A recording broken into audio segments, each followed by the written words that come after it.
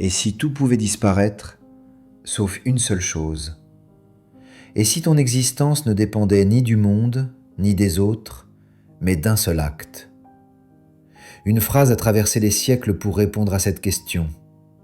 Je pense, donc je suis. 3 mots, une certitude, un point de départ absolu. Dans un monde rempli de doutes, de mensonges et d'illusions, Descartes pose une vérité indestructible. Tant que tu penses, tu existes. Cette phrase n'est pas abstraite. Elle est une arme contre le doute, la peur et la confusion. Dans cette vidéo, nous explorons pourquoi cette idée peut encore aujourd'hui te reconnecter à toi-même, renforcer ton esprit et te rendre inébranlable. Voici 10 raisons profondes pour lesquelles « je pense, donc je suis » peut transformer ta manière de vivre.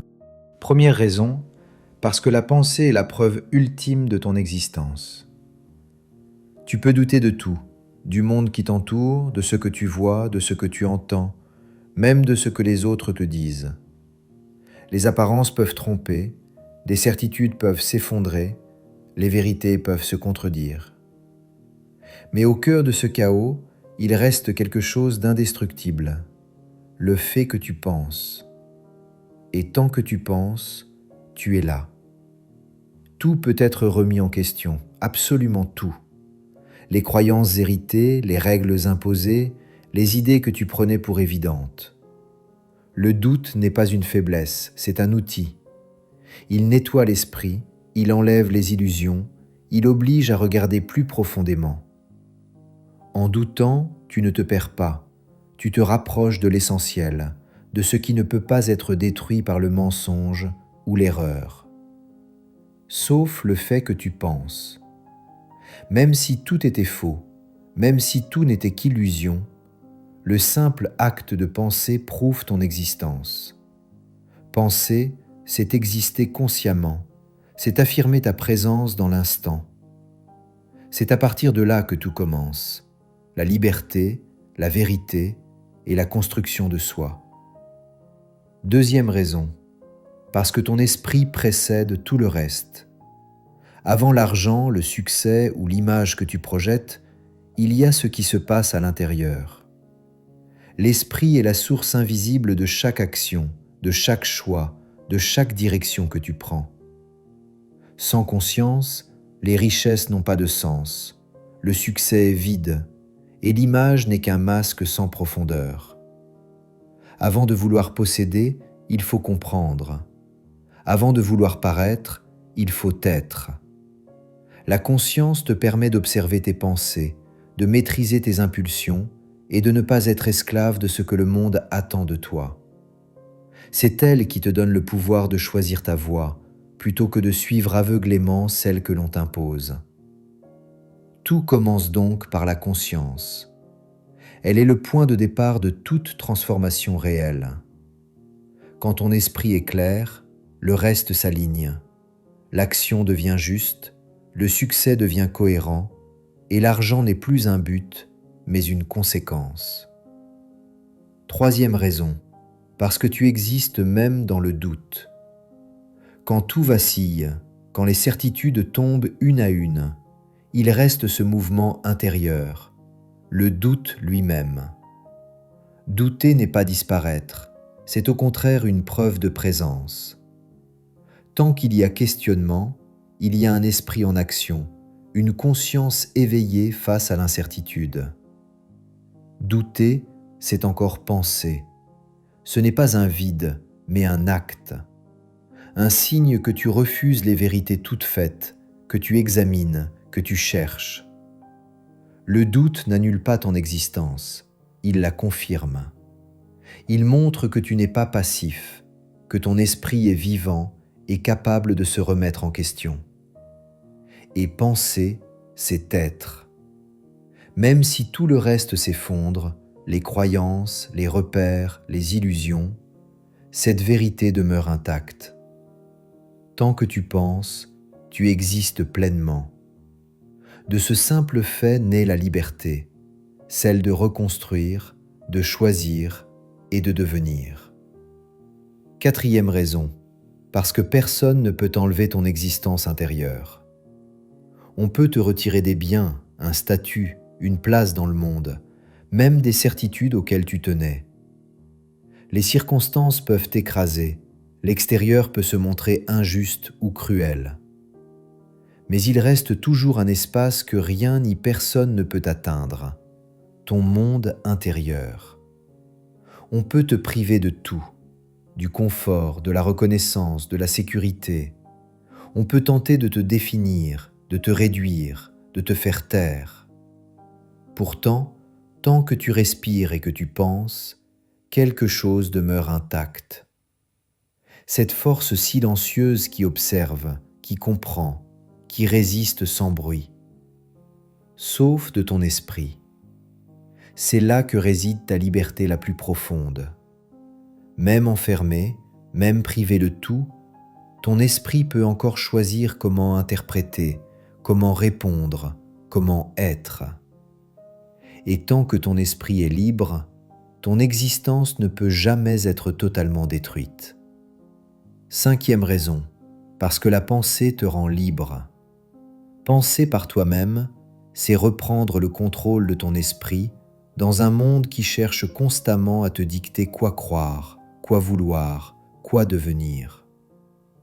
La liberté ne commence pas à l'extérieur.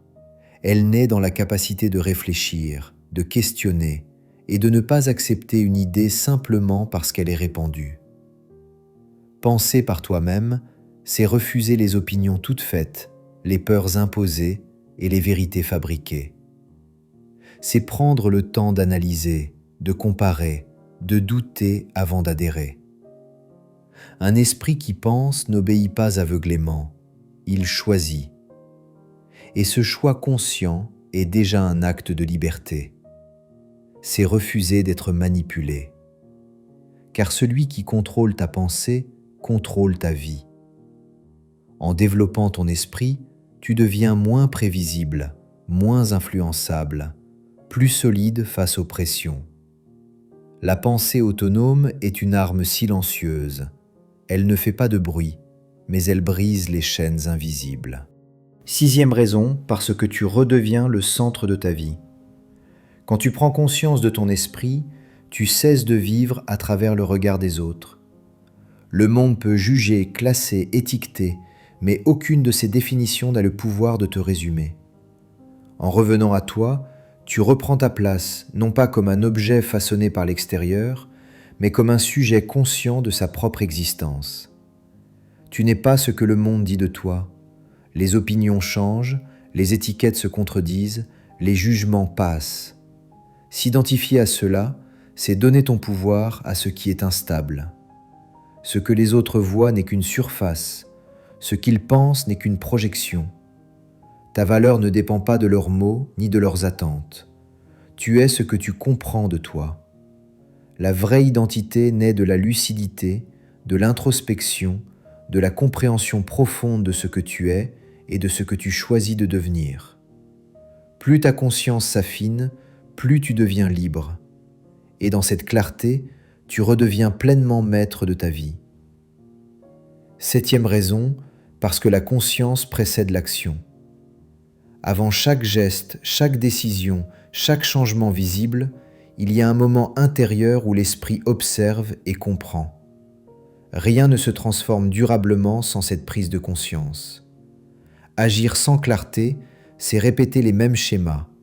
Agir avec conscience, c'est ouvrir la voie au changement réel. Toute transformation commence par une pensée claire. Quand l'esprit s'éclaire, les choix cessent d'être automatiques. Tu comprends pourquoi tu agis, ce que tu refuses et ce que tu veux vraiment construire. Cette lucidité te permet de rompre avec l'inconscient, de passer du réflexe à l'intention. Ainsi, la conscience devient le point de départ de toute évolution. Elle aligne la pensée, l'action et la direction de ta vie. Sans elle, le mouvement est aveugle. Avec elle, chaque pas devient un acte volontaire vers ce que tu choisis de devenir. Huitième raison, parce que tu apprends à observer ton esprit. Au lieu d'être emporté par le flot de pensée, tu prends du recul. Tu regardes ce qui se passe en toi sans t'y identifier immédiatement. Cette distance crée un espace nouveau, celui de la lucidité. Observer, ce n'est pas fuir, c'est comprendre. Tu ne subis plus tes pensées. Elles ne te contrôlent plus automatiquement, ne dictent plus tes réactions. Tu reconnais qu'une pensée n'est qu'un phénomène passager, pas une vérité absolue. En cessant de les subir, tu récupères ton pouvoir intérieur. Tu les examines, et en les examinant, tu choisis lesquels nourrir et lesquels laisser passer. C'est là que naît la maîtrise de soi, non pas dans la répression, mais dans la conscience. Un esprit observé devient un esprit libre. 9e raison, parce que la vérité commence à l'intérieur. Avant de courir après des réponses extérieures, des certitudes imposées ou des vérités héritées, il faut d'abord se tourner vers soi. Le monde peut tromper, les sens peuvent mentir, les discours peuvent manipuler. Mais l'expérience intérieure, elle, est le premier terrain de toute vérité. Avant de chercher des réponses dehors, Descartes propose une rupture radicale. Suspendre les croyances, mettre le monde entre parenthèses et examiner ce qui demeure. Ce n'est pas un repli, mais une méthode. En se retirant momentanément de l'extérieur, l'esprit découvre ce qui résiste au doute. Descartes t'invite à regarder en toi, car au cœur de cette introspection, une certitude apparaît, le fait de penser. De là naît un fondement solide sur lequel la connaissance peut être reconstruite. La vérité ne s'impose pas de l'extérieur, elle se révèle d'abord dans la conscience. 10e raison, parce que ton existence a un fondement solide. Elle ne repose ni sur l'approbation des autres, ni sur tes réussites, ni sur ce que tu possèdes. Elle repose sur un fait simple et indestructible. Tu es conscient, tu penses, donc tu es. Ce socle ne peut pas être ébranlé par les circonstances ou les jugements. Tu n'as pas besoin de prouver ta valeur au monde. Le regard extérieur change, applaudit puis oublie, élève puis rejette. Fonder ta valeur sur cela, c'est la rendre fragile. Ta dignité ne dépend pas de ce que tu montres, mais de ce que tu es, indépendamment de toute reconnaissance. Ton être est déjà une certitude. Avant toute comparaison, avant toute réussite ou échec, ton existence se suffit à elle-même. En prenant conscience de cela, tu te libères du besoin de validation et tu avances avec une force calme, celle de quelqu'un qui sait qu'il existe pleinement. Message final. Avant le bruit du monde, avant les opinions qui s'imposent, avant les illusions qui distraient et égarent, il y a toi. Il y a ce silence intérieur où la pensée apparaît, où la conscience observe, où l'existence se révèle sans masque. Tu penses, donc tu es. Abonne-toi pour plus de vidéos sur la philosophie, la clarté mentale et la maîtrise de soi. Like si cette réflexion t'a marqué. Dis-moi en commentaire, penses-tu que la pensée définit l'existence ?